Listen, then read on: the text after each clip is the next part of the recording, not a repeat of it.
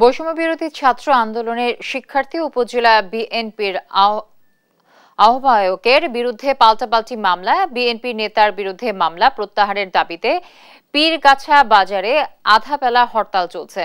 এই বিষয়ে আরো জানাতে যুক্ত হচ্ছেন সহকর্মী রফিকুল ইসলাম। রফিক, জনজীবনে হরতালের কি ধরনের প্রভাব পড়েছে, কি তথ্য রয়েছে আপনার কাছে?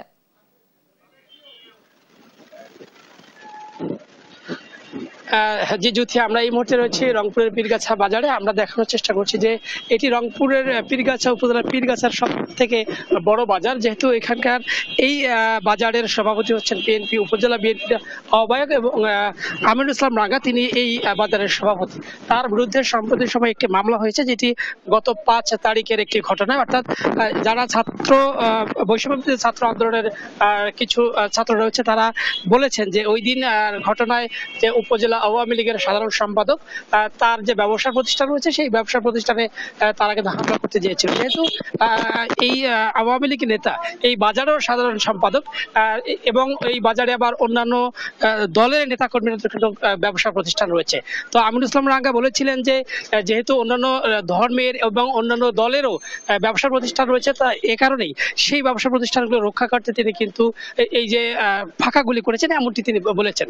তো আমরা তার কাছেই জানতে চাই যে এই যে আজকের এই হরতালে আমরা যেমনটি দেখেছি যে হরতালে কিন্তু সকাল থেকে দোকানপাট একেবারেই কিন্তু খোলেনি। আমরা এমনটি দেখেছি যে কারণে অনেক মানুষজন আছে, তারা কিন্তু কেনাকাটা না করে ঘুরে গিয়েছেন। তো সার্বিক বিষয়ে আমরা যুক্ত করতে চাই আমিনুল ইসলাম রাঙ্গা, যিনি এই মামলার আসামি, তিনি একটি মামলা করেছেন আমরা জেনেছি। তো সার্বিক বিষয়ে তার কাছে জানতে চাই কি ঘটনা, আপনারা কেন এই হরতালে ডাক দিয়েছিলেন? ধন্যবাদ সবাইকে।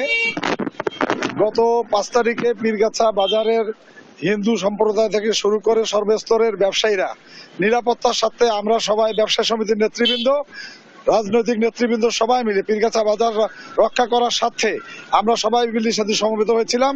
কিছু দুষ্কৃতিকারী ছাত্র বৈষম্যের ব্যানার ধারণ করে আর যারা ছাত্রলীগ, যুবলীগ, ছাত্র সমাজ করেছে এবং যারা মাসুদদের বডিগার্ড ছিল, তারাই মূলত আজকে এই ঘটনার সৃষ্টিপাত করেছে এবং আমার উপরে আক্রমণ করেছে। আমার ব্যবসায় সমিতির অফিস ভাঙচুর করেছে, আমাদের অনেক ব্যবসায় সমিতির প্রতিষ্ঠান নষ্ট করেছে এবং চাঁদা দাবি করেছে। আমাদের ব্যবসায়ীদের এখন পর্যন্ত তারা বিভিন্ন আঙ্গিকে বিভিন্নভাবে চাঁদা দাবি করছে।